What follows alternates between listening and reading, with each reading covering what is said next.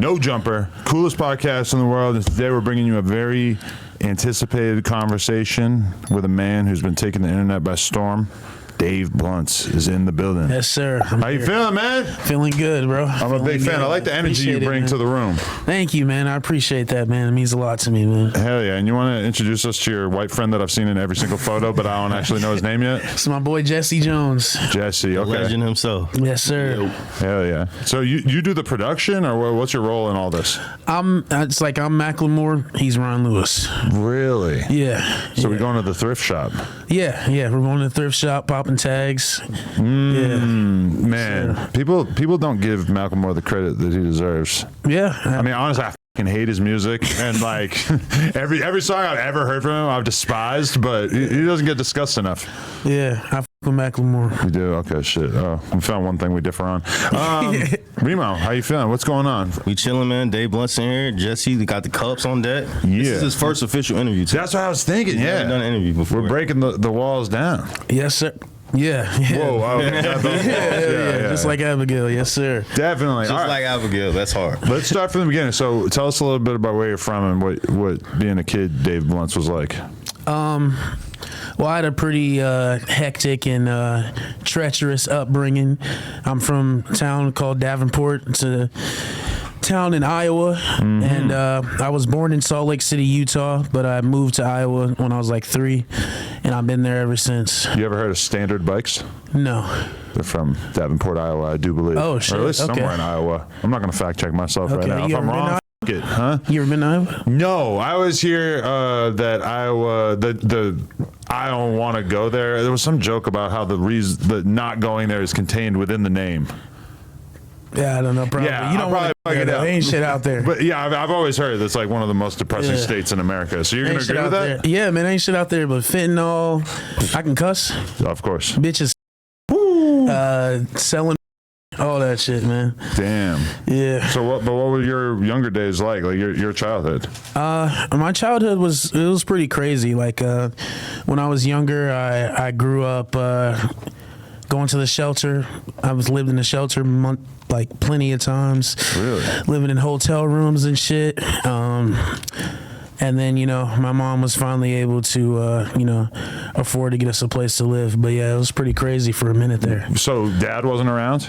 No, my dad passed when I was 8, and that shit was crazy because he passed while I was living in the shelter, and then like after he passed, just a bunch of crazy shit started happening. Like I remember like it was yesterday, man. So I lived in a domestic violence shelter, so I couldn't get dropped. The school bus couldn't drop me off directly there because some nigga came there and he would like. Somebody got dropped off there and he was like, oh shit, that's where my girlfriend stays because I beat her ass and I can't find her. But now I know where she's at and now I'm going to go and beat her ass even more. Whoa. So yeah, there was like, nobody can get dropped off in front. Like this is like a secret entrance. They got like retina scans and codes and shit. You got to get in that mother. For real. But your mom was staying there just because it's like a women's shelter, like any woman could she was in like a domestic violence situation. Okay. So that's why she was staying there. Okay. Was that with your dad? No, my dad. No, my dad. Okay. Some with my I don't know who it was, but it wasn't my dad. But yeah, so I used to get dropped off in the parking lot of a Chuck E. Cheese, and every day, I'm like 8 years old. I'm like, Mom, can we go to Chuck E. Cheese? And she had to like break it down to me, like, no, we don't got enough money to go to Chuck E. Cheese and shit. And so that was already sad every day, but I had a good ass day at school, and I was like still hyped getting off the bus, and we're walking there, and my mom was just like, she told me that my dad passed away, and just like my smile slowly started to go down and shit, and I didn't really understand what that shit meant until I go to the funeral, and they can tell you, Remo can tell you, black funerals, man, they're hysterical. They're screaming, oh, get up, you can do it, to the mother in the casket and shit. Yep. And so me as a kid, I'm thinking like, can he really get up? Shit like that. So that shit that stemmed from that was just like anxiety, like that, all that shit going on, everybody crying and shit. I'm realizing what the death is at that moment. Like it was crazy as and but was your relationship with your dad decent before that? Yeah, it was. I had, we had spent time together, but I didn't really know him all too much. Like as I got older, I grew to like resent him and like not really with him as much because I learned about shit he did while he was alive that I didn't really with. That's like kind as of a a man, shame. I can't with. Well, it's kind of a shame too because, well, I don't know what depths you're talking about with that. Some stuff is definitely unforgivable, but it's like him losing his life younger like that means that you're not going to ever be able to like reconcile or be able to understand necessarily like what he was going through or what his life was like. Exactly. Yeah. You know, there was a situation that I didn't remember until I overheard my mom talking about it on the phone, and I did remember it once she was talking about it. It was me and my mom were walking downtown, and we seen my dad, and I was like, "Yo, it's my dad, it's my dad." And mom was like, "No, it's not your dad." And I go up to him. I'm like, "Yes, that's my dad." She's like, "All right, well, let's go up to him." And he was with his girlfriend, and he was just like, "I don't know that nigga. I don't know this little nigga. Like, I'm his son." And so, you know, I remember that he did that, and I'm just like, what the f-, you know? Like, that's some bullshit. You think, was he just up on drugs or something? Or? No, he wasn't on drugs. He was just trying to cater to a bitch. Wow. You know what I'm saying? He was just doing that because he didn't want the bitch to know that he had some kids. So that's why, Lord. like, to this day, I don't with anybody who switches up over a bitch. Let it be a homie who's like doing weird shit, pillow talking or anything. All stems back to that moment when my dad was acting weird over a bitch, denying his own child over a bitch. Holy shit. That really had an impact on you. I mean, it must have been so unbelievably hard to understand as a kid. Yeah. I mean, as a child, it happened when I was like 4. So I didn't really understand it. But when I learned about it when I got older, I remembered it. I'm like, yeah, that shit me up. I was like 15 when I found out. Wow, I'm so sorry to hear that. That's a terrible story. Yeah, man, that ain't shit though. But so wait, you said your mom got out the shelter when you were 8, or? So yeah, we had moved. So later that year, that was like a horrible year for me, 2008, because like all the kids in the shelter, they got like Christmas gifts donated to them, and I was the only one who didn't get any gifts. So that year we moved into a shelter. My dad died. No Christmas gifts. Like that year sucked. So wow. But a few months later we moved into like a motel for a few, like maybe a month, and then we got our own place. But previous to that, we had been into that same shelter like 3 times previously. Right. Was your mom dealing with addiction, or was she just having a hard time getting it together financially? My mom's not a drug addict or anything like that. My mom, so we were in the shelter that time I told you. It was actually my fault because she was like, my mom was a full-time CNA.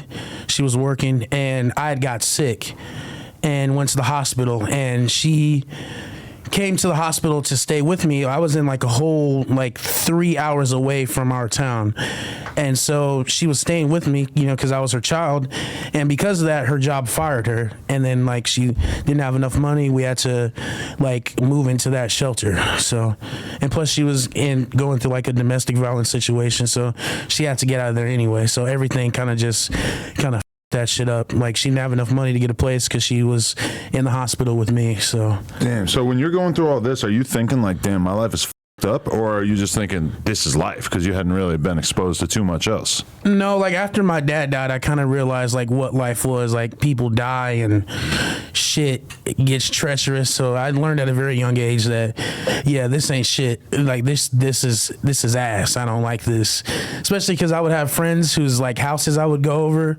and shit, and there would be like video games and all types of shit. I'll come back home like, damn man, we gotta step this shit up. You know what I'm saying? But yeah, man. So yeah, it was crazy. People, I got big news. This episode is sponsored by our partners over at King Palm.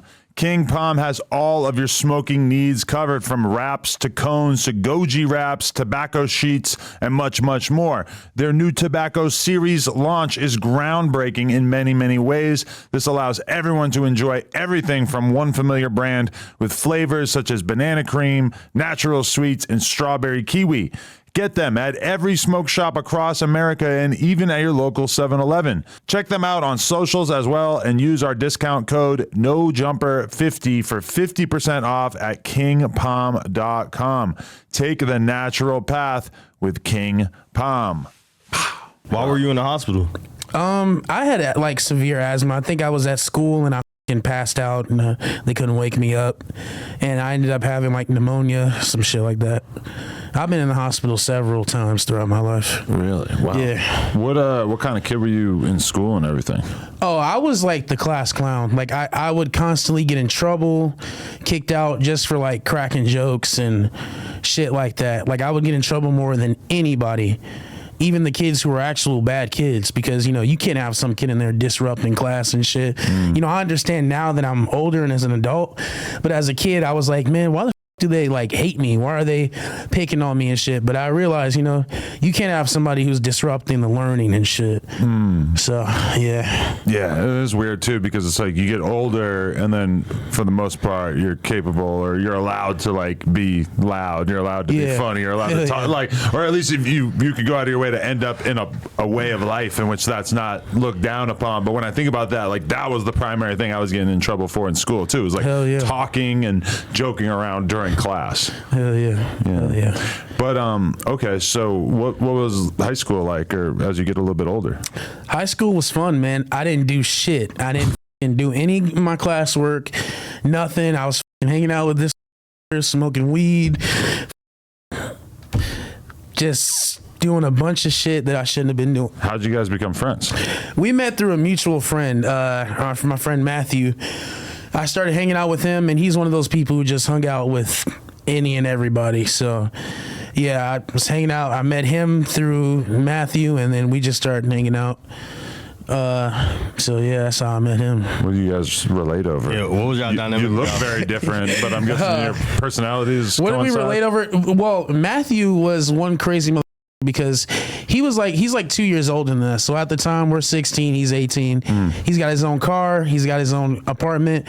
So what he would do is he would pick us up and then just take everybody over to his apartment and leave us stranded for days. Really? Like he would be like, yo man, I'm gonna go go pick up my girlfriend real quick, and he'd be gone for days. Keep in mind, this is school days. Like we have school the next day type shit, and my mom's calling me like, where the are you at?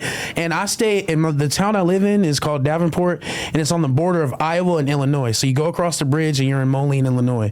So I'd hang out over in Moline, which is where he's from, and I would be like, I'm in Moline. She's like, what the you're in a whole different state, get home now. I'm like, well, I don't have a way to get home. Well, you found your way there, you got to get back. I'm like, well shit, man, like all right, I'll get back eventually. So yeah, man, I would just spend days stranded with this motherfucker. We had a friend named David who would fight everybody over the food and shit. Like it was some real Lord of the Flies, Children of the Corn shit, bro. I always compare things to Lord of the Flies, and I feel like a lot of times people don't know what I'm referencing. Yeah, bunch of boys stranded together just having to figure shit out. That shit was real treacherous, bro. Like we had to fight over food, all types of shit, man. Damn. Did you graduate high school? No, I did not. I didn't go to my senior year. I didn't have enough credits to graduate anyway. But yeah, I think the only classes that I was passing was music and theater performance. That's it. So what do you think it was that made it hard for you to focus in school or have a hard time getting shit done? Well, so I started out high school going to like an alternative school. I was getting in so much trouble in middle school.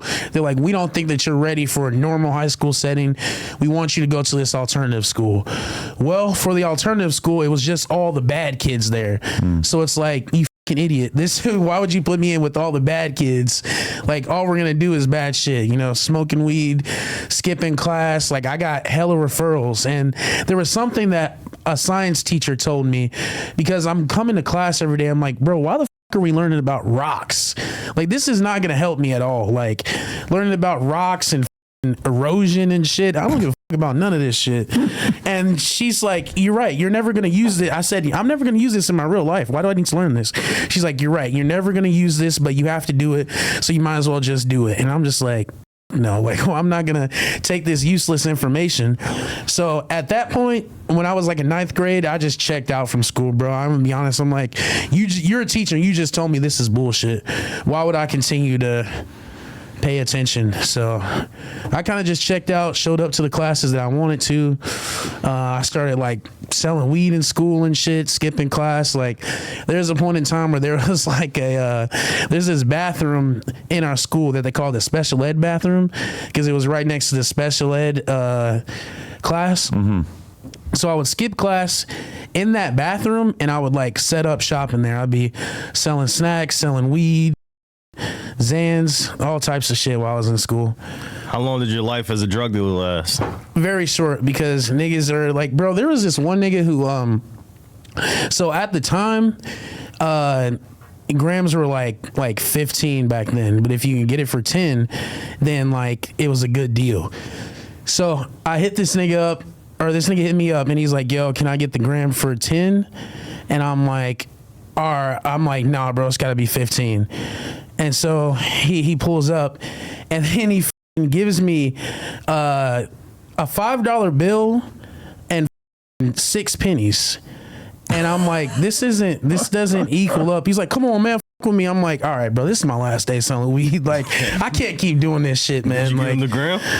No, bro, I didn't. I'm just like, bro, on, man. Like, this is some bullshit. That's one thing I've heard from a lot of people who like sell weed and shit is that you really can't. It was very short, bro. It was probably like 4 months. You can't like, fuck around too much with the discounts, though. Yeah, you're gonna get yourself in a lot of trouble that way. Nah, but there was a point in time in my life where I was just doing a bunch of hothead, treacherous shit in the streets, and I just realized that that's not who I am. Were you always consumed with rap music, or? Yeah. Like my first album when I was like 8 years old on a Lil Tyke CD player was the Carter 3 by Lil Wayne. Oh, nice. And yeah, I was listening to that shit every fucking day, all day. So. And do you feel like that turned you out? Did it get you like fully excited about rap, or was it something else? No, it was that. It was definitely the Lil Wayne Carter 3 album. Around that time, I was also listening to like Eminem and T-Pain. Who else? Kanye West. Other people I listened to growing up was like Future. But like the artists who really made me want to start rapping when I was like in high school, I'd say it was probably like Lil Bibby and G Herbo. Really? Yeah, when I started listening to them around like 2015, 2016, that made me want to like start rapping. I didn't start making music at that time, but that shit made me want to like start like writing freestyles and shit and like freestyling at school and shit like that. That's interesting because normally when people say they're early Chicago drill rapper faves, they usually go straight to Chief Keef and Lil Reese and them. But what was it about Bibby and Herbo? I mean, shit, bro. Bibby, he was my favorite rapper when he was rapping. Yeah. Like, so I just heard that shit. You know, I didn't really get on to like the Chief Keef wave or anything like that until I was probably until like 2016, 2017. Cause like around like 2012 and shit like that, I was listening to like pop music, dubstep and shit like that. So yeah, man, I didn't get onto that shit till late. If you want to get girls, dubstep's not a bad direction to go in. Girls still listen to dubstep? Pretty sure, yeah. Shit, man, we might have to have some hoes at the crib and some dubstep. And they'll have whole like fan accounts on Instagram that'll sometimes get recommended to me that are just videos of girls doing crazy dance routines like in the crowd at festivals and shit like that. And some of those chicks are like outlandishly hot. Oh shit, damn, bro. They're off the molly, just moving crazy up. Isn't Slipknot from Iowa? Yeah. That would have been a way different trajectory if you had just started like a Slipknot style metal band. Yeah, that shit would have been crazy, man. We could have did that shit. We could still do it. So wait, okay, why'd you choose to get out the streets? It just wasn't for you? It wasn't. I realized that I'm a nice guy, bro. You know what I'm saying? Like doing shit to people that I didn't want to do. I was just like, one day I woke up and like, this isn't me. This isn't who I am. You know what I'm saying? I just realized that early before it got too deep, and I changed my life around at that moment. I got a job and I was working for a while until I quit that shit and started doing music. So. Where are you working during that time? Oh man, I hate that job, bro. It's this place called I think it's called like APAC, and it's telemarketing place. I did a little bit of that too. Yeah, bro, that shit was ass, bro. So for that job, I had to wake up at 5 a.m. and take 4 buses just to get to the job. Oh shit. And so it wasn't these aren't city buses. Nah, man, these ain't no damn city buses. This is a private owned company bus. So they would come get me from my house and take me to the halfway point because the job is so far like on the outskirts of town. So it would take me to the halfway point, and the halfway point is after Burger King, and Burger King doesn't open at 5 a.m. They open at 6. So I'm standing outside in the cold until Burger King opens. Then I'd go in there, sitting there and wait until another bus would come get me from the halfway point and take me to the job. And then once I'm done with the job, a bus would come get me from Burger King, come get me from my job, and then take me to Burger King, which is the halfway point. And then from Burger King, they would take me home. Sometimes that bus just wouldn't show up at all. And I had to pay $250 each way to get on this bus and to take me right to the place that I need to be. Sometimes they wouldn't come get me. I'd call them and be like, yo, where y'all at? They're like, oh, we forgot. Can you come get me now? No. And then they just hang up and just want to come get me. And I was always able to get home by the grace of like seeing some nigga that I went to school with. It would be like, hey, what's up, Dave? I'm like, hey, nigga, give me a ride home. You know what I'm saying? Strong arm that nigga for a ride home. Wow. So yeah, that shit was crazy. What was going through your head when you were actually going that far to go work at the call center? Was it like, this is what I have to do if I want to make it through life? Or were you thinking, this is what I have to do if I want to be great one day? Like, did you already sort of have like the formation of a vision that you were going to be something in life? My mom is, she's always told me since I was born that I was going to be the prodigal son that was going to lead us out of poverty and shit since I was youngest to remember. I didn't really believe her or, anything like that. And oftentimes when I was getting in trouble, she wouldn't be mad at me because I was getting in trouble. She would just be mad because she knew that I was destined for greatness and I was up. Wow. So there was a point in time in my life where I didn't see that shit and I didn't give a bro. I was waking up getting high from the time that I was going to sleep to the time that I woke up to the time I was going to sleep. How high are we talking? Bro, what kind of high? Like, I was smoking weed. I was just smoking weed. Shit, bro. I mean, I was really addicted to that shit. I was probably smoking like 2 zips a week. And keep in mind, I'm broke as shit. So it's like, that's a lot of weed for a broke mother. You know what I'm saying? Yeah. So definitely. Yeah, I actually quit though. In 2020, I quit. You quit quit smoking weed? Yeah, I was smoking from the time I was 9 to 20. Oh shit! What made you quit smoking weed? It put me in the hospital every time I did. I started having like anxiety attacks. I thought I was having a heart attack and shit. And so I'm like, well, I can't keep doing this shit. So yeah, I just quit. And now I don't even have the urge to smoke at all. Like I can go the rest of my life without smoking. Weed is kind of like my primary vice I have left. But I don't know. Yeah, like if you're just like trying to make it in life, if you're like in the beginning phases of your come up, for sure, I think one of the best things you can do is not smoke weed, especially because you're talking about 2 zips a week. Like that's like $600 for the average person, or at least like if you're paying for it, hell yeah. Well, how would you getting that much weed to smoke? Shit, man. Just getting weed. Bro. But you were talking about selling weed, but then you said that stopped pretty quickly. Yeah. So what, you were robbing people? I mean, if you want to say that. Hey, you took down the weed man? Ran off on the plug. You ran off on the plug. No. Damn. I was just getting weed, man. I knew people who with me and they would give me weed. Oh, nice. Yeah. So, okay, you quit the one day we'll get the Traplo Ross Dave right? Blunt's video.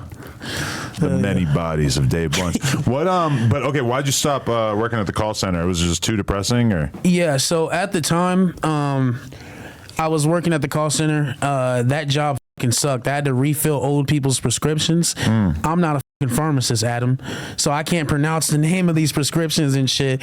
And plus, like, they can do all this shit on the website, so if they're calling me, it's because they got a problem. And most of the time, it's because these old people couldn't afford it to buy their medication. So I had to break down to them, you don't have enough money in your account. We already gave you like leeway like 6 times.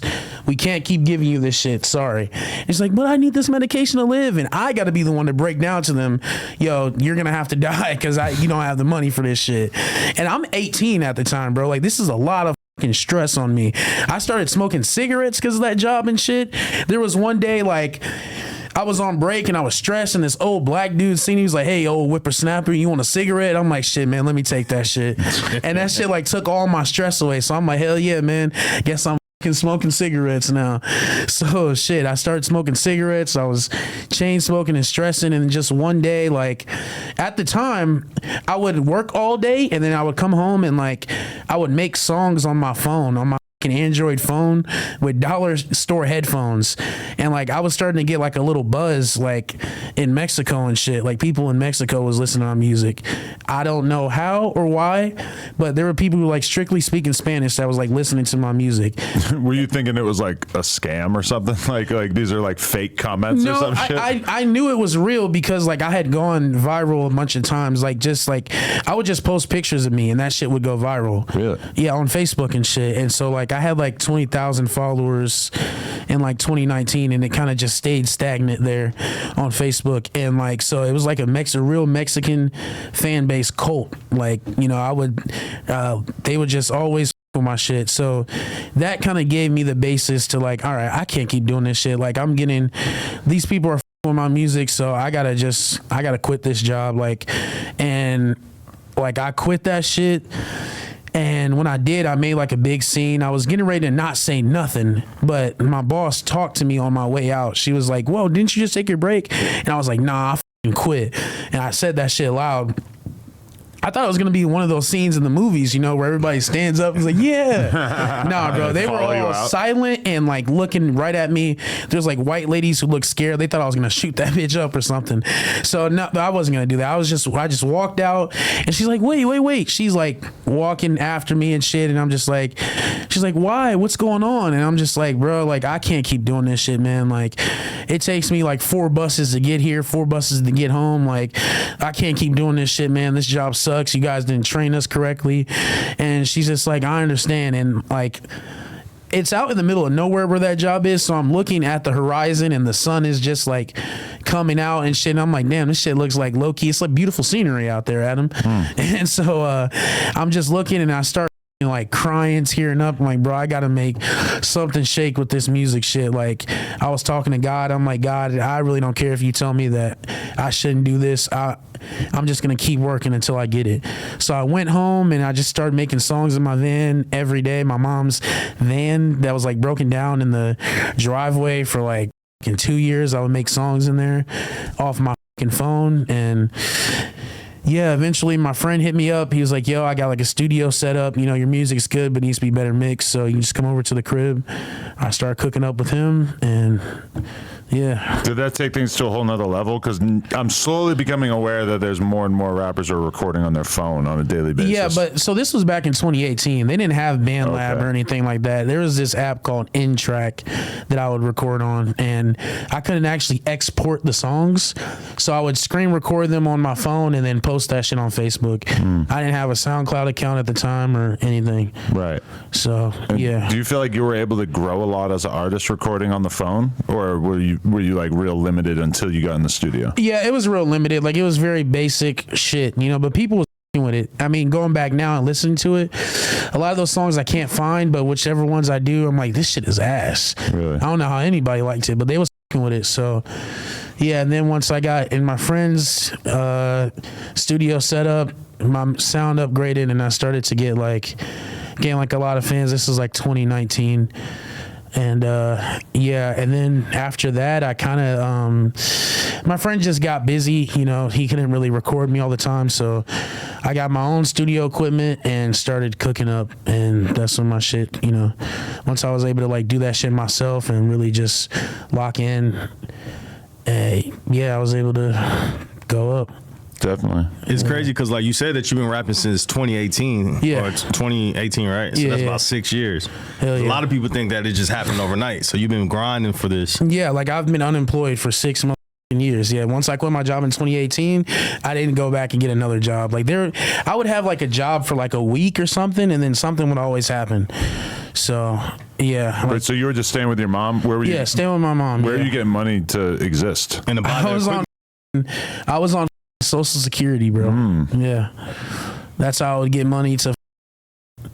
I mean, most of my money went back into my household, so I would have like $26 to pay like my auto-tune subscription for the month, and then another like $20 to pay for my Xbox Live or my Xbox Game Pass, and then the rest of the money is just going to the household, buying groceries, shit that my mom or my sister needed. And I was today years old when I found out you had to pay a monthly fee for auto-tune. Yeah. Is that something everybody in this room knew besides me? A lot of people It's just cracked that shit, but I already had a f***ed up laptop, so I didn't want to get more viruses and shit, so I just decided to pay it. Holy shit. So when did the music start to like really connect, or when did you feel like you actually took another step in terms of people knowing about your shit? I'd say like around 2022 is when I started like getting like a following outside of Mexico and shit. For the longest time, it was just people in Mexico that listened to my music, and I would ask them like, yo, you guys can't even understand me. Why do you listen to my music? Like, we don't understand you, but it sounds good. So I'm like, damn, I'm like the reverse Bad Bunny type shit. What the that is crazy, man. Yeah. That must have been weird being stuck in that limbo of like, damn, I got some fans, but they're not exactly the fans that I thought I was going to get. Yeah, I mean, like, I was just appreciative that anybody would listen to my music, man, for real. Like, and, you know, they're like ride or die for me to this day. You know what I'm saying? Like, there was one time there was this girl that didn't text me back, and I like posted, I was like, yo, if you love me, tell this girl to text me back. And like, there's like 1,000 comments. And then she commented, and then they were just like harassing her in her inbox and shit. And she's like, why the f did you do that? And I didn't know the power that I had at that moment. I'm like, damn, these motherfuckers is on go for real. That's crazy. So, but yeah, hey, man, they like what they like south of the border, because like, I don't know if you know Drake Bell. Yeah. Like, he got canceled / like stopped being considered cool in America. Motherfucker goes down to Mexico, and he's like the biggest thing, and like they still fuck with him like crazy, even though he's like super controversial out here, and I don't really understand it, but he's out here like filming like Spanish versions of like every song, learn to speak the language and shit. You never thought about doing that? I've made a couple Spanish songs before. Oh, there you go, yeah. But the thing is, like, a lot of my only music that's out is from this year and like the end of last year, because like in November I got like really discouraged. I'm like, it's about to be 6 years of me making music, like I'm broke as shit, you know what I'm saying? Like, nothing really to show for it. I'm gonna quit. So I just deleted all my music. I had a full discography out from like 2018. I deleted all that shit back in like November, and around that time, November, and then like I was done making music for like 2 weeks, and then just everybody just like, what the fuck, this song was on my playlist, like, where is it at? People just like telling me to keep going with the music shit. And there was been times over the years where I did quit music for a minute. There was one time I actually like threw my studio equipment away in the garbage. It was at the bottom, and there's like a bunch of shit on top of it. There's like you know, just garbage on top of it. And so I go to hang out with my friends, and I come back, and my music equipment is laying on my bed with a note, and my mom said, you know, never give up on your dreams. And I'm like, damn, you know, gotta keep going now. So every time I tried to quit, it would be something like that would draw me back in. No, but that's motivational as to think that like 6 years of hard work is not enough for everybody for them to make it in the music business. I was listening to an interview with this girl that I've been listening to a lot lately, and she said that she's like, realistically, if you want to make it as a musician, you probably need to be ready to put 10 years in of grinding your ass off before you're going to make it.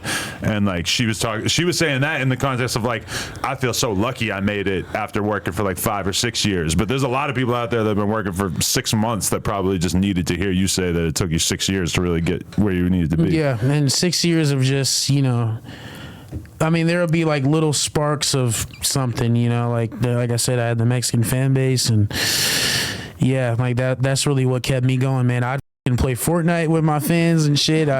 One day one of my fans like kept blowing me up on Messenger, calling me on Messenger, and I finally answered, and it was a kid, he was in school, he's like, hey Dave. I'm like, what's up, man? And then he turned his phone to his classroom of like 30 students, like, hi Dave, hola Dave and shit. I'm like, oh hell yeah, that's like, that shit was cool as hell.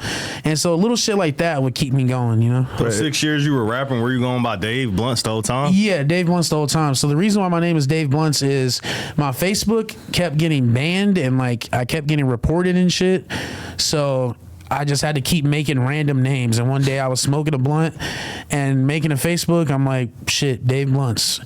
And I was uploading music on Facebook, so that just kind of stuck. I'm like, well, definitely. Hell yeah. But okay, while you're working your ass off for all those years, what I was going to say is I feel like it says a lot that you being stuck in a place like Iowa, it took longer for things to happen, because I can imagine that if you lived in New York City or LA or some shit, that it probably would have been easy for you to make connections, get into a studio, meet people from labels, etc. That whole path probably would have been sped up, and it took you know, even more commitment for you to get there, being that you were kind of in the middle of nowhere.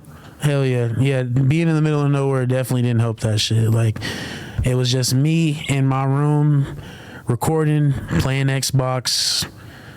That's it. That was what my days consisted of. Like, me and him, we obviously hung out a lot as teenagers and shit, but we used to hang out in this big group. And I stopped hanging out with that group because, like, I just wanted to focus on music and shit. And so, and you know, plus hanging out with the group wasn't really beneficial for me. Like, we just would hang out and there was no progress to life being made.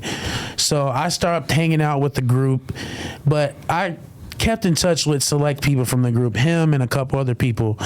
And so we like grew up really young, bro. Like I said, like we were 16 years old, like smoking weed, hanging out, being gone from the crib for like days at a time, weeks at a time. And we used to get into the club at 16. Like, in my dumbass people in my town, they would be like, yo, are you 21? And we'd be like, yeah. And they'd be like, all right, come on in. There used to be this Mexican club called the Volcan, and we used to be in that shit like every day. That shit was open 7 days a week, and we'd be in there on school nights and shit. Like, it's nice to have a big ass friend group, but also if you really want to make it in a certain creative pursuit, a lot of times people end up spending all their time when they're not working or whatever, just basically hanging out with a group of people that they're very comfortable with, which is awesome. But at the same time, like, a lot of people, if you want to make it in life, you actually have to really like detach yourself from just hanging out. For myself, it was like, I'm not going to go to the bar every night anymore, because it used to just be all my friends in Long Beach. That was just every night. And when I started to stay home and be like, nah, I'm staying home, I'm like watching these podcasts, I'm like watching these interviews, I've been like researching a bunch of the shit that I'm starting to get into. I got a lot of blowback from my friends at the time, because they got the feeling that I thought that in some way I was like better than them, because I wanted to put my time into working on this shit as opposed to just having fun and hanging out, you know? Yeah, I had a bunch of friends who felt that way as well. I mean, they still feel that way, but you know what I'm saying? We'll get into some of that. All right. Wait, I want to ask you, what's your perspective on all this? Watching him grind and struggle, were you thinking like, I believe in your talent along the way? Yeah, since he started. I always had the vision. I always thought he was going to be like a comedian first or something. Like, I thought he's like the funniest person I know. Yeah. So like, I thought he was going to be like selling out comedy shows or something at one point. But once he started rapping, the first song I heard, I was like, he's got it. That's sick. Have you always had a mullet? Nah, I just started this like last year. That shit is badass. Like that, him looking like he looks and you having a mullet, perfect. I love it. I love it. I just never get rid of that.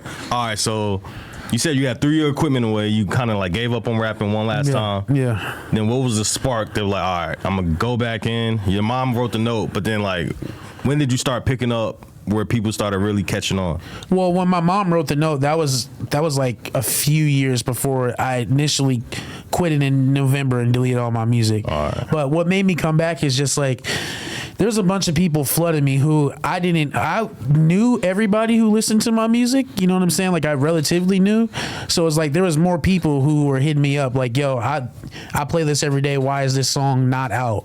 And so I'm like, well, shit, people keep on harassing me about this shit. I gotta come back. And so I came back and I just locked the in, and that's what I've been doing since November, just dropping project after project after project. Besides dropping music, was there any like ways that you were promoting music? Like, what was your main form of like, all right, I'm gonna drop a song, and how would you promote it? Like, I would just like promote that shit to my fans. Like, I wouldn't pay. I've never paid for promo or anything like that. So my main way of promotion was to just post videos of me listening to my song on Snapchat and sipping drink. On Snapchat though? Why Snapchat versus TikTok? Because I didn't like TikTok. I just thought it was corny and lame. But when I started going up on there, because I was like, well, I just dropped this album and I know this shit is hard as So let me just post what I'm doing on Snapchat and just post it on TikTok and see what happens. And after a week of doing that, my shit started going up. That's a weird reality of like promoting your music and shit these days, is this that, yeah, like me or you probably spend most of our time on Instagram, but there's a whole nother world on TikTok, on Snapchat, on Facebook. Like these are just all these fucking giant communities. Hell yeah. Hell yeah. How'd you end up on the radar? Because that's, I think, the first time that I saw you. Yeah. They just hit you up. They hit me up, yeah. How many like views did your shit have at that time? I mean, not a lot, bro. I probably had like, my biggest song had like 20,000 plays on Spotify. That's so interesting because I look at on the radar and like sometimes I'll be like searching the people on there and I'll see that they have like very few views and shit, and I'll be like, I wonder if this. I always assume like this dude probably paid to be on here or something like that, but they're actually like picking out people that they believe in. Yeah, they hit me up and they said, you come to this New York on this date, you can have the interview.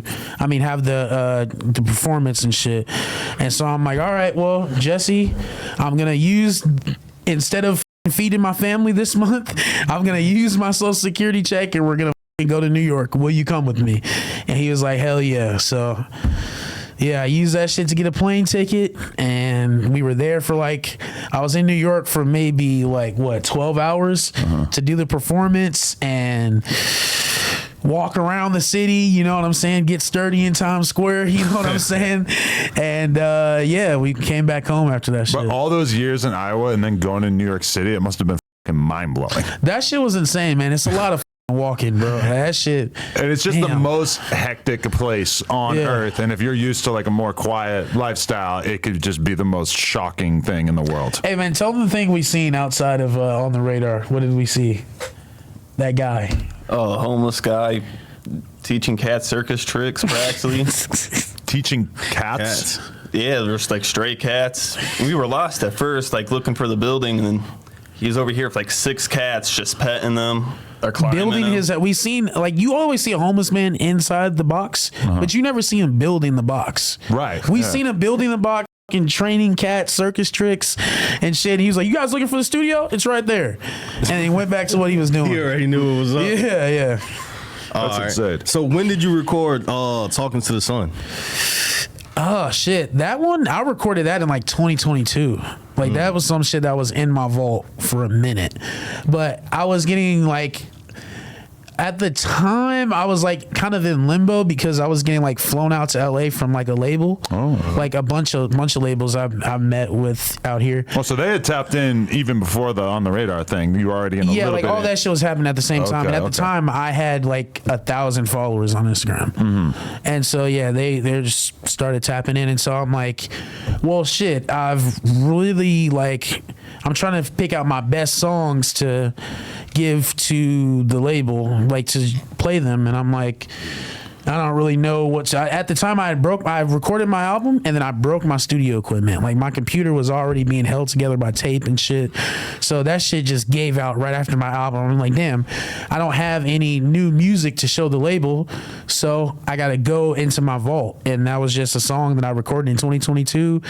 I was like, well, I'm just going to post a little snippet of it on TikTok, and that shit just started going crazy. You got to give it to the labels, man. They got the crazy analytical software that lets them pick shit out that's surging even before it really hits like high numbers. That shit is crazy. Hell yeah. What songs did you have out for the label to start like reaching out to you anyway?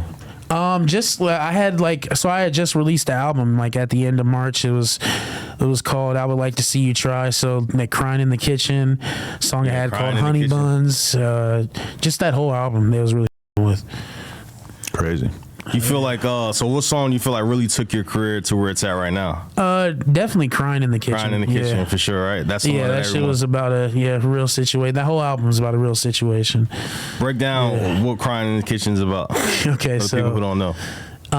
It's about this girl who had a situation with, her name is Madison, and like her new guy, his name is Julian. And yeah, man, that whole situation is insane. Yeah, all right, because Madison name, all right, there's a few people that get name dropped a lot in your songs. Yeah. Madison's one of them. Yes. Abigail. Yeah. Julian. Yeah. And I'm probably missing like 2 or 3 more, but you're introducing all these characters. Yeah. So to confirm, Madison is a real person. All these people are real people. Yeah. All these people are real Yeah. people. Yes. All right, so you were dating Madison?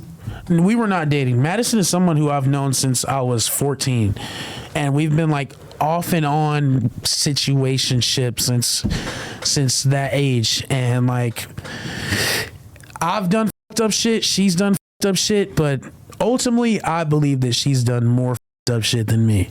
But I'm not gonna lie. I'm not gonna sit here and act like I'm, like a good guy and all this, because I'm not. I can break down the full story if you guys want me to. Yeah, definitely break down the full story. Okay, so we met when we were 14, and we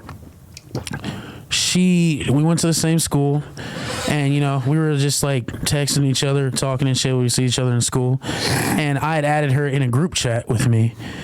And because I was in the group chat with my friends and shit, they just kept asking me. We were 15, bro. They're 14, 15. They were just like, bro, did you smash? Did you smash? I'm like, no, I didn't smash. And they kept asking me, and so I'm like, okay, yeah, I did. I did not. I lied about that shit. Shouldn't have did that. It's not cool to lie on your dick. That's some high school ass shit right there. Exactly. That's some kid shit, bro. Like, I would never do that now. Yeah. But as a kid just trying to fit in with my friends, yeah, I did say that shit. And then I was like, hey, don't tell nobody. And they was like, yeah, we won't tell nobody. That never works when you're young. Yeah, that don't work. So then she gets into an argument with them in the group chat, and one of my friends is like, shut up, bitch, you're a hoe, you be fucking Dave and shit. And I'm like, oh, why did you say that? And then like she found out, she got mad, and then like from there we just like, we weren't cool with each other. We would see each other in school and say you and shit like that. I'd call her a bitch, she called me a fat ass, shit like that. And like, so sometimes we'd be cool. We see each other, say what's up, and be cool.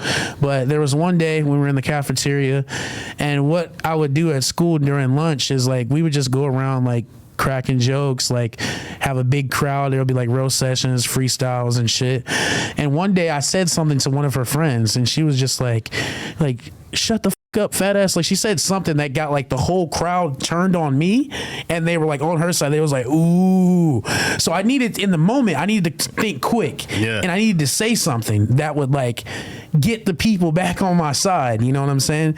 So I remember we hung out one time like at night, and like we took a picture in front of my house, and then like that like kind of gave validity to the rumor that me and her like had and shit. So it was like, I'm like, okay, like people think that I can use that to my advantage.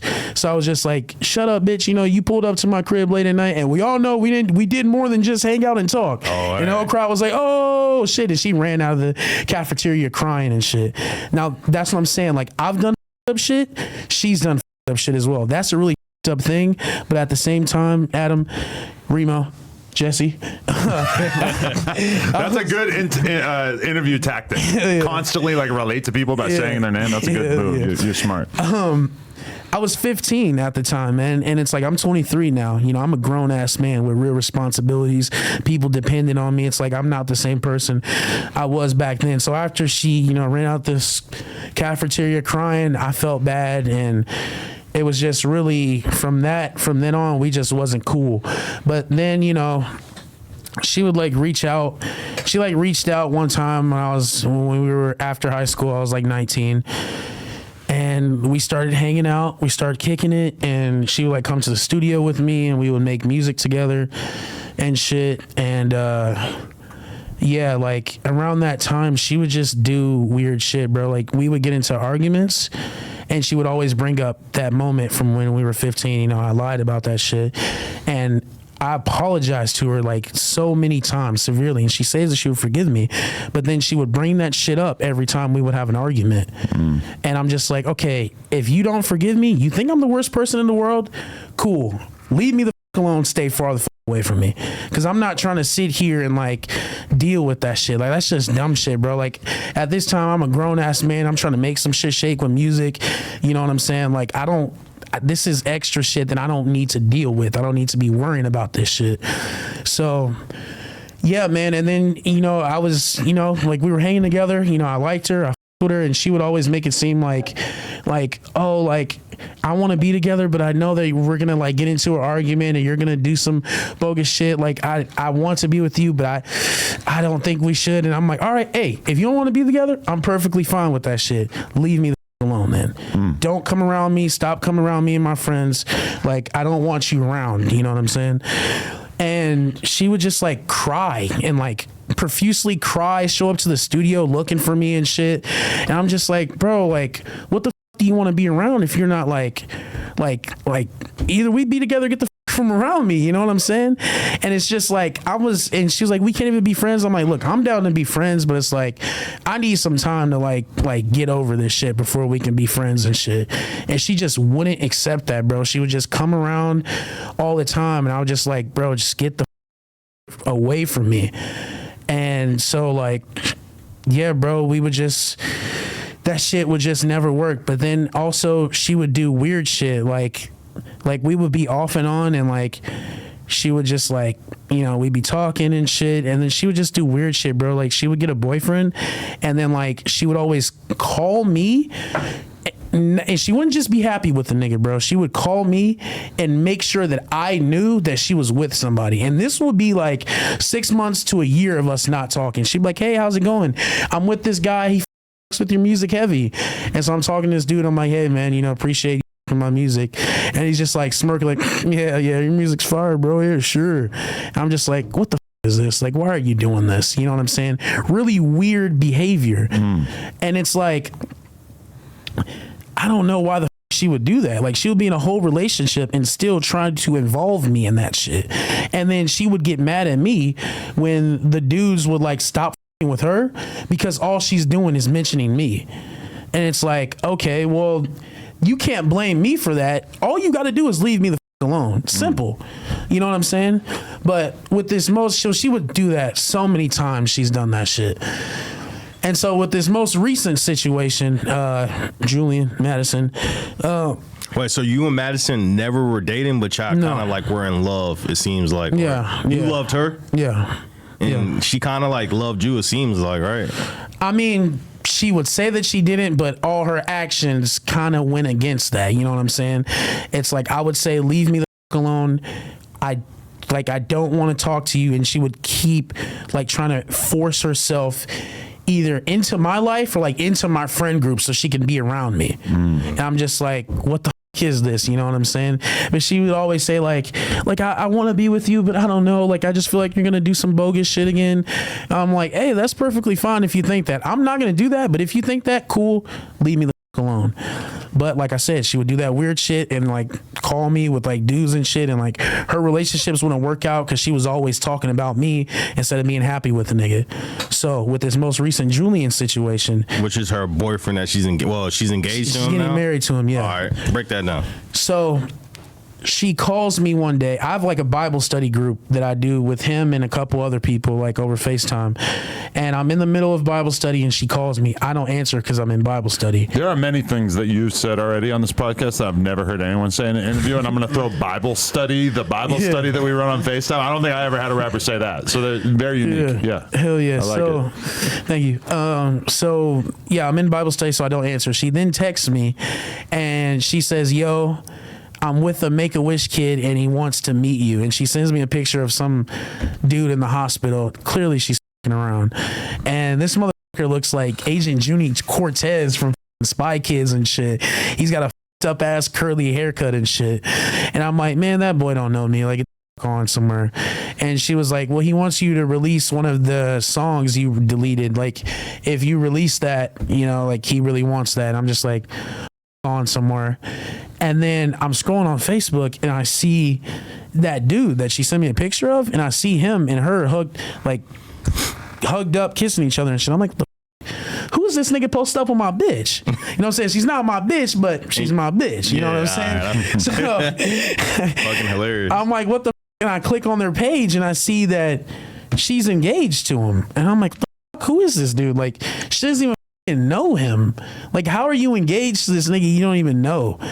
And so after that, like, I was sad and depressed for a few days, and then I just put that shit in my music. I'm just like, I'm just gonna air it all out in my music.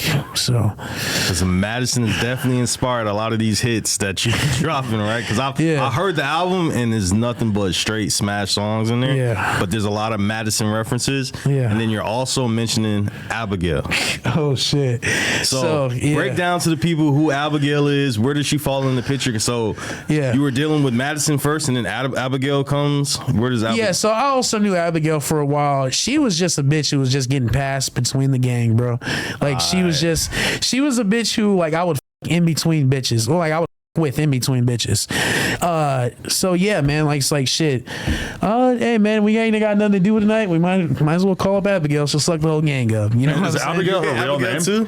Yeah, I'm the only one. He's the only one that has. Yeah, he's the only one that has. I hate being that guy. Yeah. No, I never tried. Never tried either, for sure. Yeah, yes. No, I've never. you The have, one bro. time You have, bro. we did this shit like at a park, man. And there was like 7 people in front of me, man. I was like, man, this is wild. Wait. There was a gangbang going on Yeah, bro. The whole gang would run through her, bro. at a park? Yeah, someone would just hop in the back seat of the car. She would top them off, and then they'd get out. What Next, the then police fuck? showed up, and I was the last one in line. I was like, man, Being last is crazy. I'm okay for now, man. Probably could have caught something. So how do these girls feel about their names being used for content like this? I had a conversation with Madison. I was on some petty shit. Like when all this shit started blowing up, and I'm getting like, like little Yachty commenting on my video, and like I'm getting flown out to LA from these labels. I texted her and I said, thank you. And she's like, for what? I said, you'll see. And then she texted me like 2 days later. She like, what the fuck? How could you do this? Like she called me and we had a conversation. And you know when you're talking to a girl and you're hitting her with straight facts and she can't do anything. She's like stumbling, but no, it's like she knew she was in the wrong for this. Once again, she didn't just leave me alone. She tried to include me in her relationship, and shit, you see what happened. You know what I'm saying? And so I was just hitting her with straight facts. There was nothing she could say, so she hung up.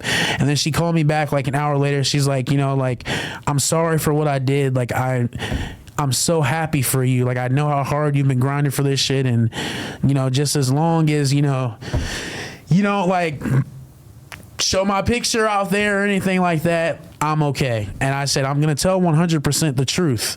So yeah, I'm not gonna put her picture out there or anything like that, but yeah. What made you want to like include their names in the music and everything? Like specifically since so many people have no clue who you're talking about, probably until now. Yeah. Like what made you want to like turn them into characters in your music? Well, there was a certain time like where I was making very formulaic music. Like I would try to make like a club record. I would try to make like a song for the girls or like, shit like that.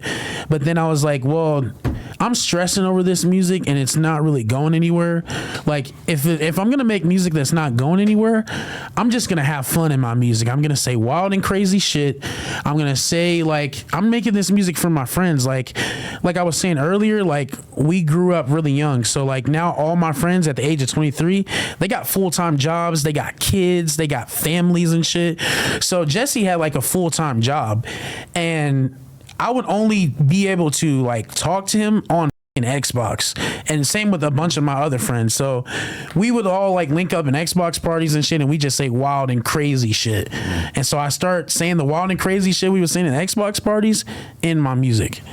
And so I'm like, I'm just gonna have fun with this shit. And I'm gonna take it seriously, but I'm gonna also have more fun in my music. And so once I started doing that, I'm just making music for me and my friends now.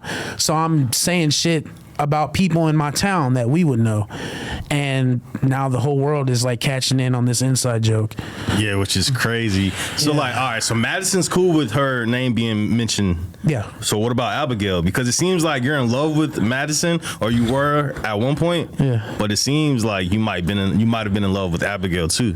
Yeah, like there was a point in time where I really took Abigail serious, to my fault. I shouldn't have did that, because she's just, she doesn't want to change, man. She claimed that she wants to, but she doesn't. Like I really tried to help her.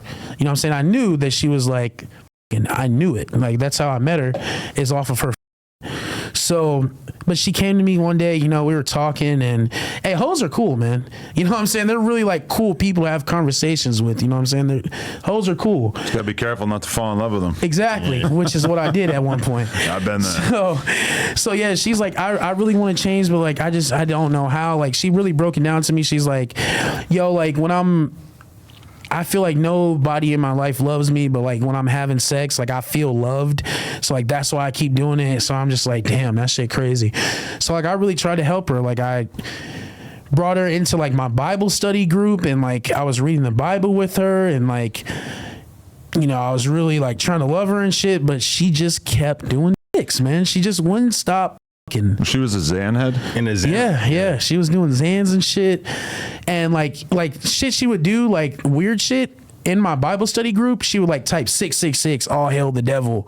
And like the other people in the group was like, the f is this, man? Come on, Mike, bro. I don't know, man. Yeah, it's I'm your sorry. last day in Bible study. Yeah, man. You're like, out of here. Kick her out of the group. And there was this one, like I said, we would be off and on at the same time with Abigail and shit. At the same thing with Madison, off and on. And so one time, like, she couldn't get me to answer the phone for like months.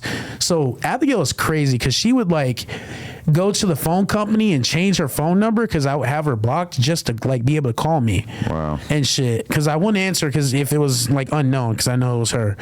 So yeah, she would do that shit, download text now numbers and shit. So she finally got me on the phone, and she's like, yo, I got this hotel. Can you just come over? Like, we can spend the weekend together.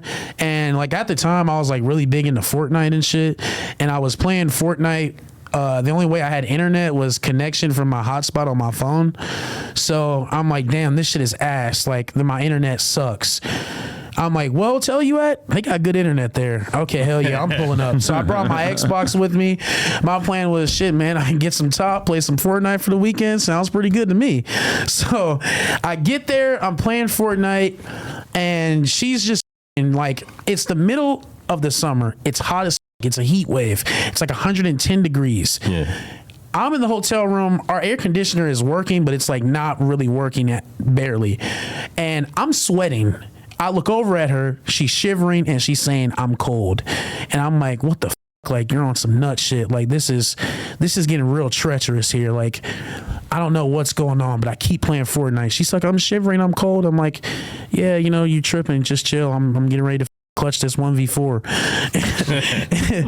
And she rips my Xbox out of the TV, and then she throws it like on the ground. And she's like, I'm cold, you're not doing anything about it. And she falls to the ground and she starts crying. I'm just standing there like, bro, is my Xbox broken? You know what I'm saying? Like, I'm like, damn, bro, like, you're tripping. Like, what the f? And then she's like, I'm having like withdrawals from Xanax. I'm sorry. Like, I'm going crazy. I'm like, nah, you on some nut shit, bro. Like, this is the beginning of a Law and Order episode, bro.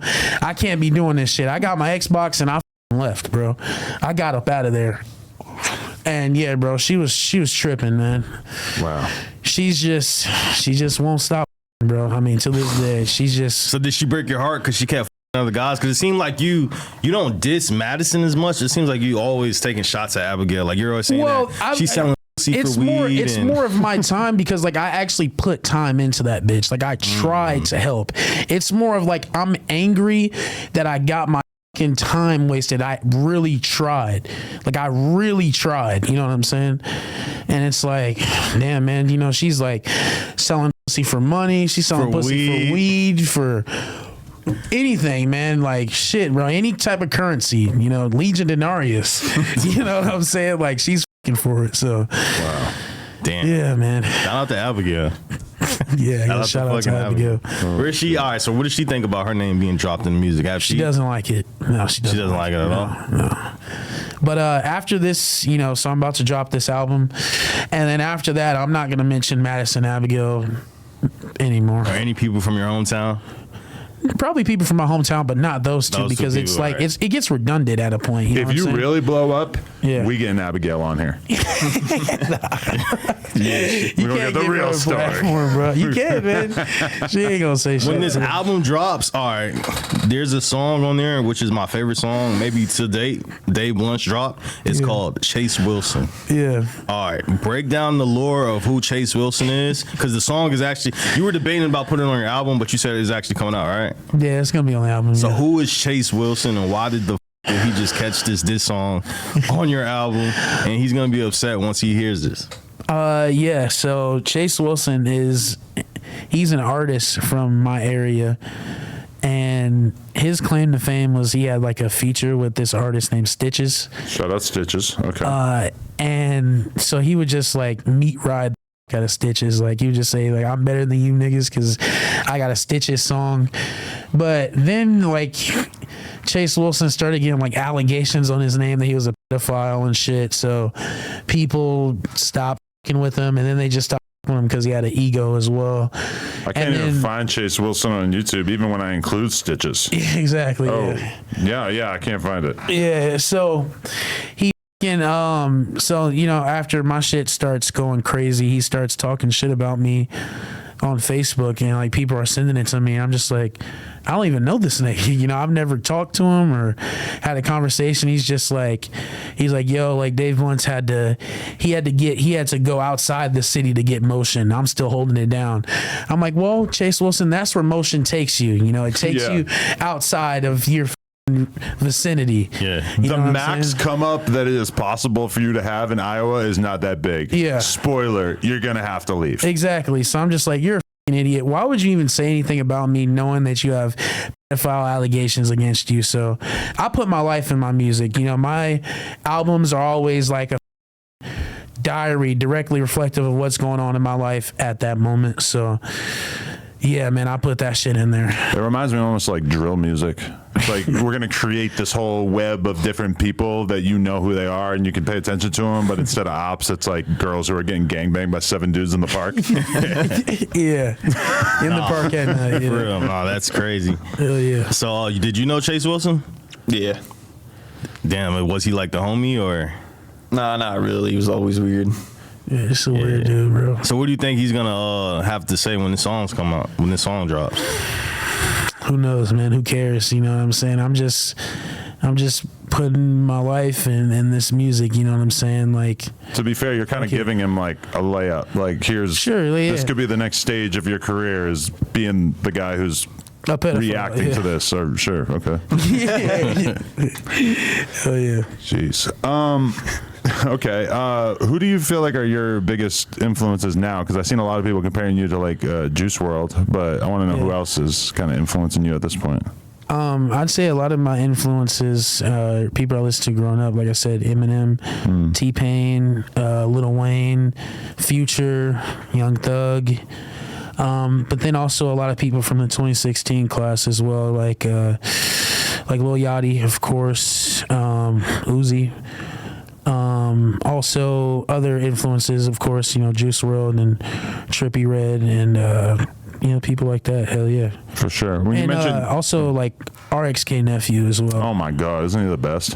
Yeah, so good. Yeah, and some of the crazy shit I get in my music is just from I found this shit like maybe 2 years ago, and I'm just like, what the? I'm listening to somebody's like innermost deep thoughts and shit. So, I can't listen to RXK Nephew for very long before I start thinking like he raps. Like all my thoughts become composed like RXK Nephew verse. Hell yeah, no, I fuck with his music heavy. Yeah, you mentioned Yachty, but he kind of was the first big name to co-sign you and reach out to you and shit.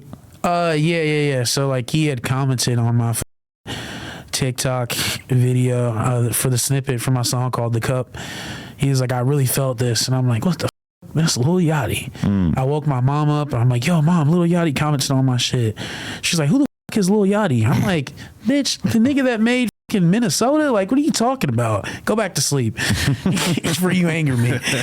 Nah, I'm playing. But, nah, man, yeah, that shit was cool as hell. And then, like, you know, he DM'd me and shit, and, like, we had a conversation over the phone, and he was just giving me advice, telling me to just keep going. And we talked for, like, hours, man. Little Yachty is cool. You know, we've had a few conversations over text, and he was just telling me to keep going, and you know, he supported me and all that shit. Lil Yachty is cool as hell. Did you mention getting a verse from him or working together at all?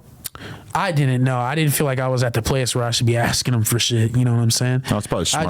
I just feel like, you know, it was cool that he tapped in, and you know, hey man, you know, shit, it would be cool if we could, but I'm not like pressing that. You know what I'm saying? If it happens, I want it to be naturally. Shit, Aiden Ross tapped in with you yesterday, right? Yeah, he did. So he just sent you a message saying he's with the music and shit? Yeah, that shit was cool as hell. Yeah, I fuck with Aiden Ross's streams, so yeah, that was cool. You know, he said he fucked with my music and to keep going, and hell yeah, man, it's nice that all these people are tapping in, bro. Shit's crazy. How does your mom feel? Because she seen this from day one. Like, yeah, she's always said that you were gonna be that special person to get you out of poverty. Hell yeah. And now that you're she's just like, I knew you can do it. You know, I knew it.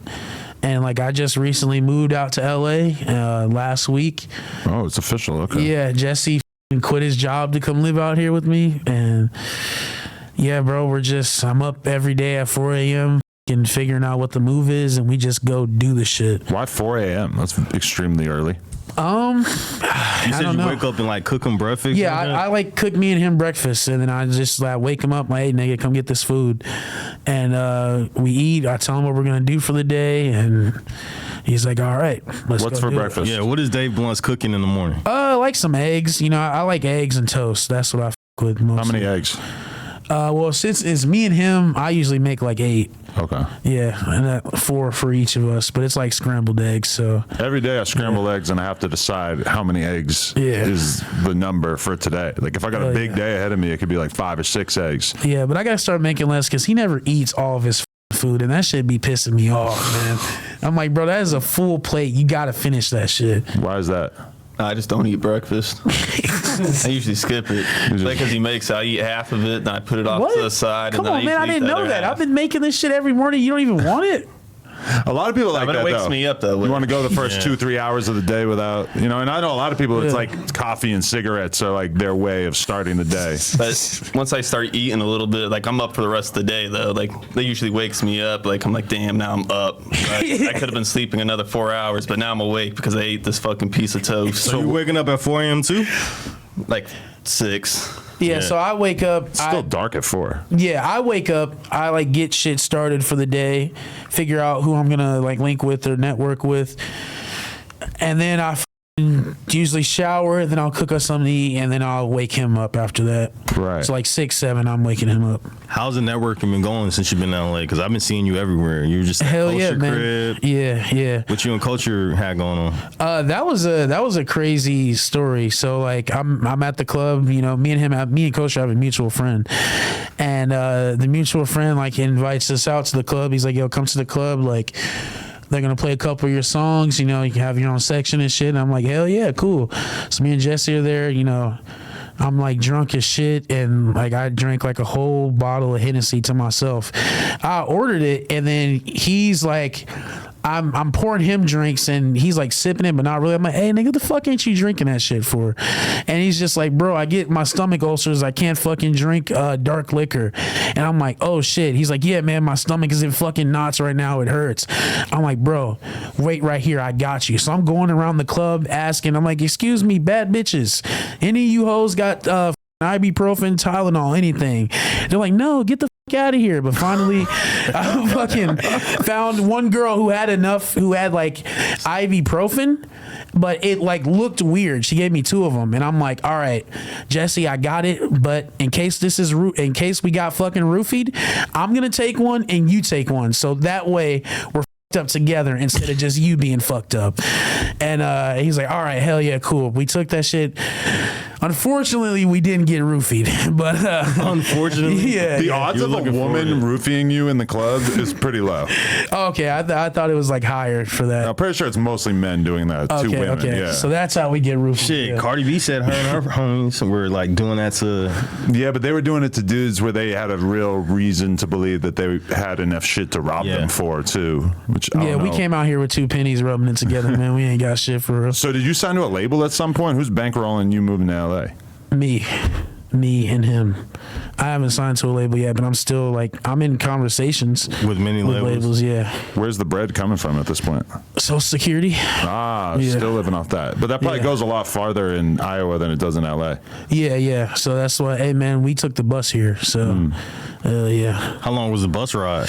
Shit, bro. I mean, we left the crib early this morning at like 9 a.m. and shit, we got here around 2:30. So yeah, man. In one of your songs, you said every time you fly, you have to buy 2 seats. Yeah. Is that all right? You that's real? Yeah, that's real. I gotta take 2 seats. Yeah, man. That shit is. I was wondering, like, where do you shop at to get your clothes and shit?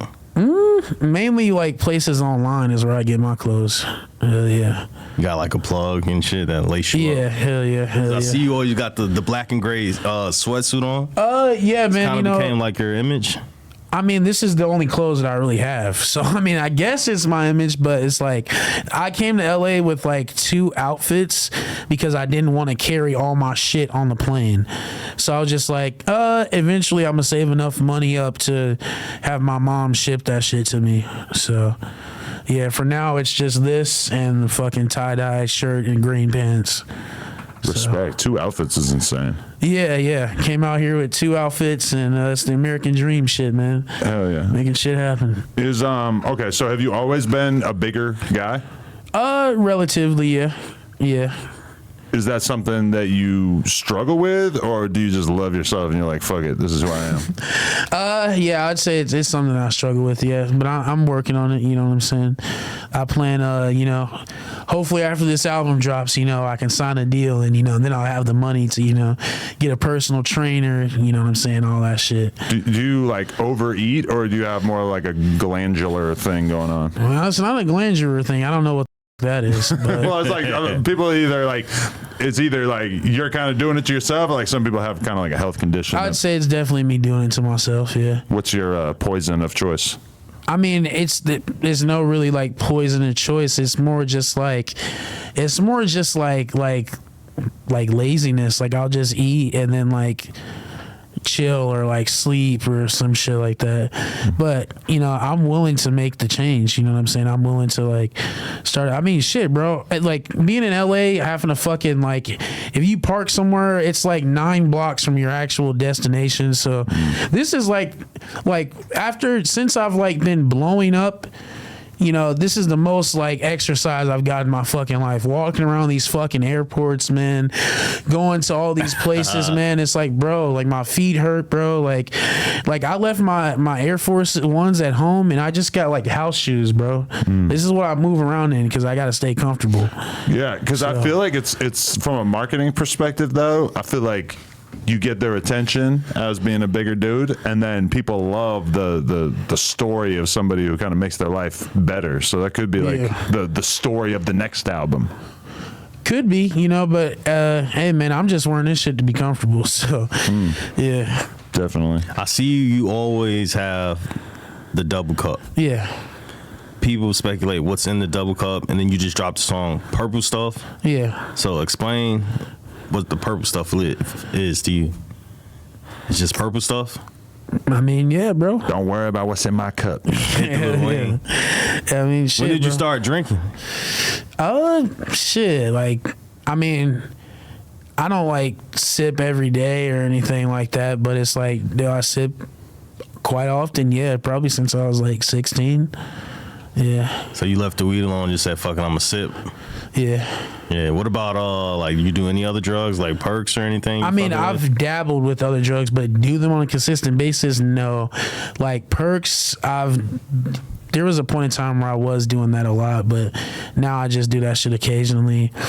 I've took ecstasy like twice. I don't think I'm ever gonna do that shit again. Xans, I was doing those pretty consistently. You for and Abigail? a minute. Not with Abigail, no. But more I was only doing Zans. Like I'll take like prescriptions. It's like the little blue ones. Mm-hmm. Like alprazolam and shit. Footballs. Yeah, so I would just take those to like help me sleep or some shit. Like I wasn't abusing those. Mm-hmm. Like that shit's just to help me sleep or like calm down because I do have like anxiety and shit. So what's your favorite lean brand? Probably Walk. Okay. Yeah. It's easy to get that out in Iowa? No. It's very expensive out here. Probably a lot more than it is in Iowa. Yeah. That's one. That's probably why Lil Yachty reached out to you. He was like, "Damn, I can get some lean out this dude." No, we ain't talking about anything like that. Oh, okay. He's like a low-key lean lover, and as the years go by, he kind of like reveals it bit by bit more and more. Yeah, you probably sold him the shit he had in Poland, right? What is your current state of like the underground? Like, what's your thoughts on like the current underground scene? Like, people comparing 2016 to like the new underground in 2024 with guys like you and Netspin and Ian popping. Like, what do you think about that wave? Well, I think they were saying that about the last wave, the 2021 era. The Sofago era? Yeah, and I feel like this one makes the most sense as being compared to the 2016 era because it's like it's more personality driven this era. As the 2016 was very personality driven. So I think we have if they were to compare us to that era, I would understand that. Who do you put in there? Like, who do you put next to you in this realm of like the new guys? I would say like Ian, Netspin, Laserdem. I mean, there's a bunch other that I can't fucking think of at this moment. Molly Santana. Shout out to Molly, she's going crazy. Yeah. And like I can't. I'm not trying to like sub anybody or anything. I can't think of it right now. But yeah, man. Hell yeah, people like those people. You did any music with any of the guys you just named, or no? Any songs in the work, but with your album, any features that you want? Features that I want on the album. Yeah, if you can work with any artists. I feel like the next album is where I'm gonna start doing features, but this album there's no features on it. But if I could, hey, I'm willing to work with any artist. So yeah. I'm a fan of all music. I listen to everything that comes out, whether it's good or bad. I like listening to bad music more than I like listening to good music. Really? Because that shit is just funny as Does Laserdem count as bad music? Yeah. Nah. Who do you consider bad music? Shit, man. We all know what bad music is, man. I'm not. Come on, man. You gonna make me ruin my shit before I even get in the game, man? Damn, man. No, but everybody has a different idea of bad music. I play Laserdem around some people, and they're like, "This is garbage." For me, I personally feel enthusiastic about it, but it's definitely not for everybody. Yeah, I mean, shit. I fuck with Laserdem, and I like what he's got going on, man. His image and brand and his music he's funny. Like his music is good. With all that shit. But somebody like him's in a weird position because I remember when I first found out about him and I was thinking like, what the fuck is up with the vocals? And then I go look at the comments and like the top comment said, "I pray he never gets a mic." And I was like, oh, these people are like married to him keeping this shit as lo-fi as possible. Yeah. I ran into Osama's son yesterday and he was mad about the Jace interview. Well, are you a fan of Osama's son? Yeah, he makes good music. Yeah, I fuck with his music. Hell yeah. Yeah, Osama's son's pretty fire. There's a whole new wave going on. I feel like you guys definitely got like the Avengers of SoundCloud. Or he seemed like real mad. I mean, we can't interview somebody like Jace without asking him about everybody he's ever talked shit about, right? Yeah, I mean, he was kind of upset. He was like, why the f*** y'all interview that nigga Jace? Well, if he had hit us up for an interview, maybe we would not have done a Jason interview that day. We might be getting a Netspin interview, though. That's on the way for That's sure. crazy, yeah. That would be fire. But people keep on trying to, like, because there's, in my songs, I mentioned somebody named Jace, and they keep on thinking I'm talking about the rapper. You do mention someone named Jace in the song. It kind of sounds like you're dissing Jace, but explain who that is. So it's not the rapper Jace. You know, I think the rapper Jace makes good music.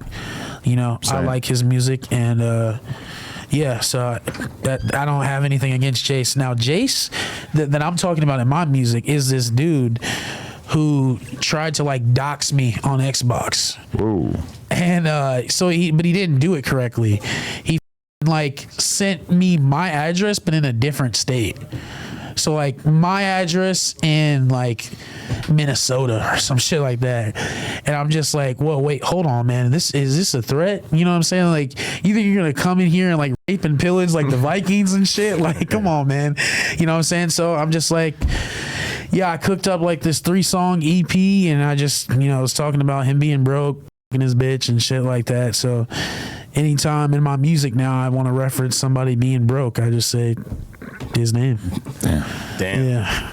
It's very interesting, all these new characters you're unlocking from Iowa. Hell yeah. So it feels crazy right now, like on a day-to-day basis, watching the followers roll in and watching people just get more and more excited about your music. How are you kind of dealing with finally achieving at least some of what you were dreaming about for all those years? I don't think it's really fully hit me yet. Like, of course, I'm in LA. I'm not in Iowa anymore. And, like, I'm the only one who's, like, made it out of there. But it's like, I don't know. I still try not to keep a big head over these things. Like, I still think I'm not shit. You know what I'm saying? So, and mainly it's because I have a great support group of friends around me who, like, keep me level-headed.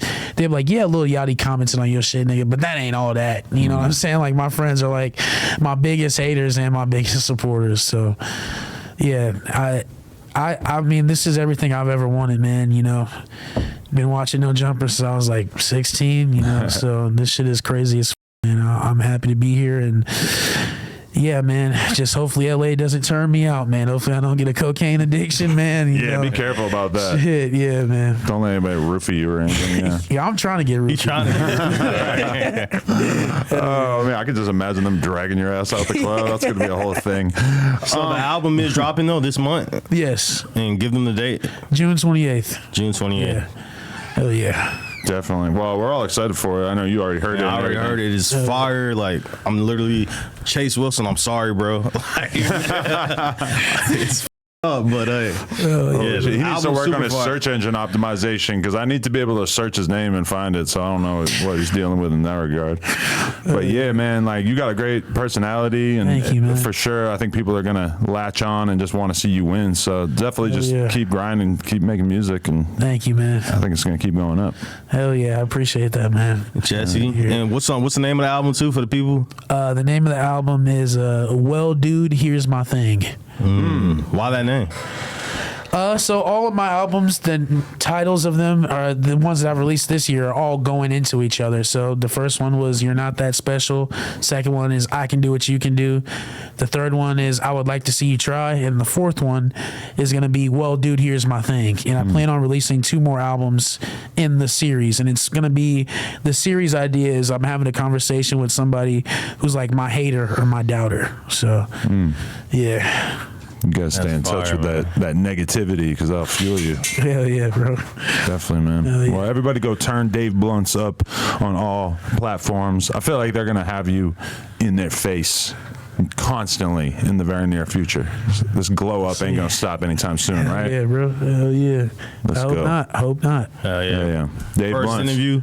First interview. Yeah, first interview, right? That's a good look, man. Hey, I appreciate you for Hell yeah, showing bro. love. Thank you for having me. Doing here. that shit at the store and everything. We appreciate that. Hell yeah, no problem, bro. Hell yeah, man. Dave Blunts. It was fun, man. Y'all got some shirts in my size, but Yeah, we got to figure it out. I'm gonna Man. stitch a few of them together. Stitch a few, right? No problem. We could do that. Hell yeah. All right, Dave Blunts. Appreciate you. Thank you, Remo. No Jumper. Coolest podcast in the world. Like, comment, subscribe. We out.